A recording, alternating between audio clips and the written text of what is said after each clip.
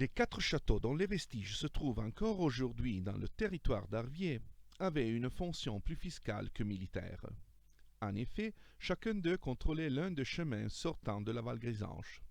La maison Fort de Planaval, celui du versant gauche. Le château de Montmailleur, celui du versant droit, portant à Grand-Tory et aux autres hameaux de la mi-montagne.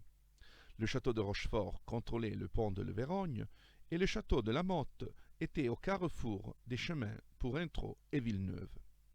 Leur position permettait de contrôler le passage de voyageurs et de marchandises en exigeant les péages, sans penser à défendre les villages de la Val-Grisanche d'une invasion provenant du col du Mont. En effet, pendant le Moyen Âge, les hautes vallées étaient probablement moins peuplées que dans les siècles successifs, et leur importance militaire négligeable dans une période où la cavalerie dominait le champ de bataille, choisit de nécessité dans la plaine. Cette situation changea de façon radicale entre le XVIe et le XVIIIe siècle.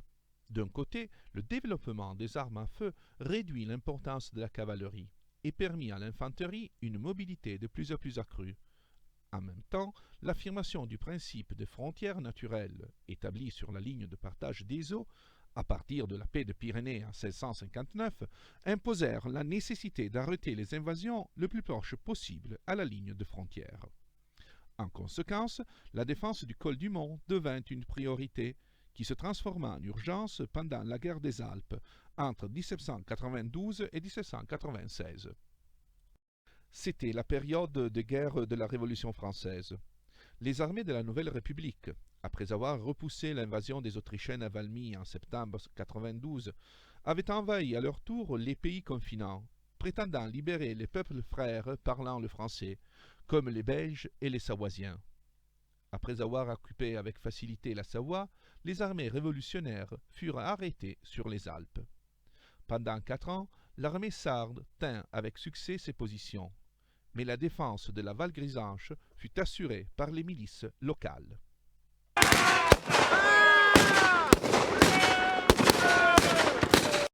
En effet, à l'arrivée des Français au col, les 3000 hommes des troupes régulières abandonnèrent la Val-Grisanche.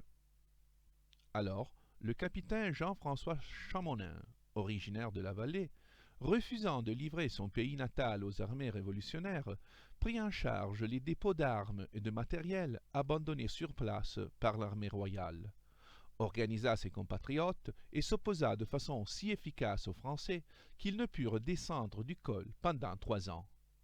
Cette véritable défense populaire, dans laquelle certains voient l'origine des chasseurs alpins italiens, est encore aujourd'hui inscrite dans la mémoire collective comme preuve de la capacité des Valgrasins de s'auto-organiser et de répondre aux défis sans l'aide de l'État.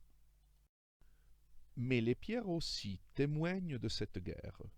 Sur le versant gauche du vallon du col du Mont, un éperon rocheux se lève tout proche au sentier portant au vallon de l'Alpe vieille. Pour contrôler ce passage, pouvant contourner le chef-lieu de Val-Grisanche par la gauche orographique, une redoute fut bâtie, dont les restes sont visibles encore aujourd'hui. Pour la même motivation, sur la droite orographique, fut bâti un véritable vallum partageant en deux la vallée. Composé par un fossé et par un mur à sec long de 2 km, doté des redoutes pour l'artillerie, ce vallum remontait le long du versant droit de la Val-Grisanche depuis le chef-lieu jusqu'à Maison-Forte. Dans ce lieu, encore aujourd'hui, l'on peut voir les restes de la fortification qui donne son nom à la localité. Avec ce mur à sec, large plus d'1 mètre, et les meurtrières ouvertes à sud, elle démontre la capacité technique des habitants de la Val-Grisanche et l'envergure de la défense organisée contre les Français. Si on regarde en aval, il est possible de repérer la plateforme pour les canons, indiquée ici par la flèche blanche. Canons qui, heureusement, ne furent jamais employés à cet endroit, vu la capacité militaire du capitaine Chamonin, qui sut reconquérir le col du Mont avec une action audacieuse en plein hiver et le tenir jusqu'à la fin du conflit. En effet, la guerre fut décidée fort loin de la Val-Grisanche, dans les vallées entre la Ligurie et le Piémont méridional. Ici, un jeune général d'origine corse, Napoléon Bonaparte, supéra dans 4 batailles les troupes alliées des Sardes et des Autrichiens. Le 20 avril 1796, par sa victoire dans la bataille de Mondovì, Napoléon ouvrit le chemin de Turin pour son armée, contraignant le roi de Sardaigne à demander l'armistice signé à Cherasco le 28 avril suivant.